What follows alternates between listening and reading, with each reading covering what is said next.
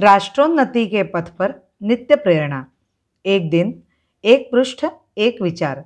श्री गुरुजी समग्र 12 खंडों का संक्षिप्त रूप भारतीय विचार साधना पुणे द्वारा प्रकाशित किया गया है।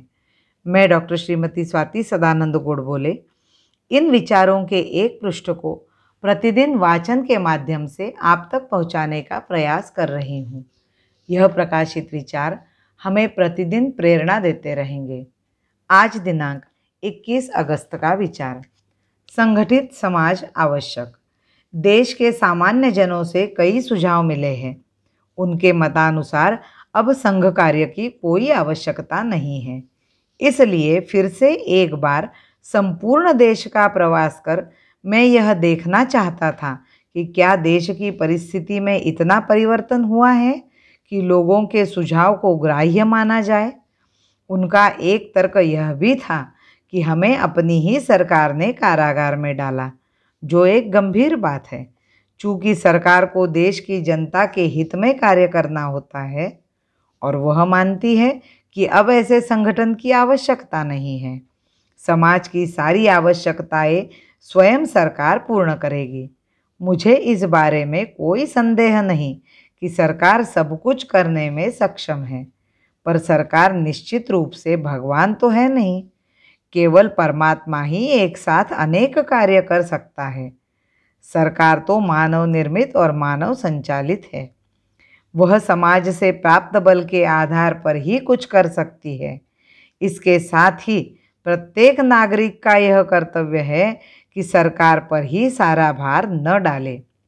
हमारे कार्य के संबंध में एक गलत धारणा यह बनी हुई है कि राष्ट्रीय स्वयंसेवक संघ देशव्यापी विशाल संगठन किसी समुदाय विशेष के विरोध में खड़ा कर रहा है। इस भ्रमपूर्ण धारणा के कारण ही ऐसे लोग कहते हैं कि अब तो अपना देश स्वतंत्र है, इसलिए एक दूसरे का विरोध करने अथवा एक दूसरे से भयभीत होने का कोई कारण नहीं है। अतः अब संघ की भी कोई आवश्यकता नहीं है। परंतु हमारा कार्य किसी का विरोध या शत्रुता करने के लिए प्रारंभ नहीं हुआ। वस्तुतः यह पवित्र कार्य तो अनेक कारणों से छिन्न विच्छिन्न हुए हिंदू समाज को संगठित कर एक सूत्र से बांधने का है। यह हमारा सकारात्मक पहलू है। जब तक यह समाज विभाजित रहेगा, तब तक इस कार्य की आवश्यकता बनी रहेगी। यह समझने की आवश्यकता है। इस देश का आधार स्तंभ है यहाँ का समाज। यह समाज ही इस भूमि की सारी शक्ति है। अतः इस देश का सम्मान बढ़ाने का दायित्व इसी समाज पर है। हमें ऐसा कार्य करना है कि संपूर्ण विश्व की नज़रें हम पर स्थित हो।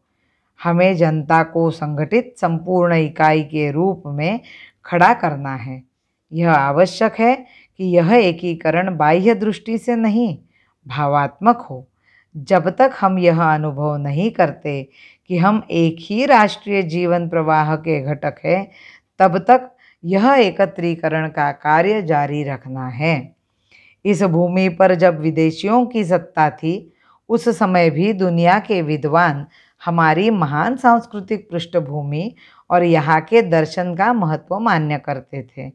उस समय भी स्वामी विवेकानंद जैसे महान व्यक्ति ने इंग्लैंड, अमेरिका और यूरोपीय राष्ट्रों में जाकर इसी दर्शन तथा सांस्कृतिक पृष्ठभूमि के बल पर देश की महानता सिद्ध की।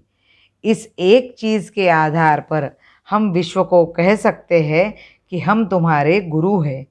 तुम्हें हमारे पास आकर शिक्षा ग्रहण करनी होगी।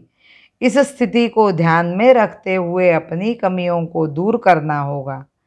पर हम यदि नकल में ही विश्वास करते रहे तो दुनिया को क्या दे सकेंगे।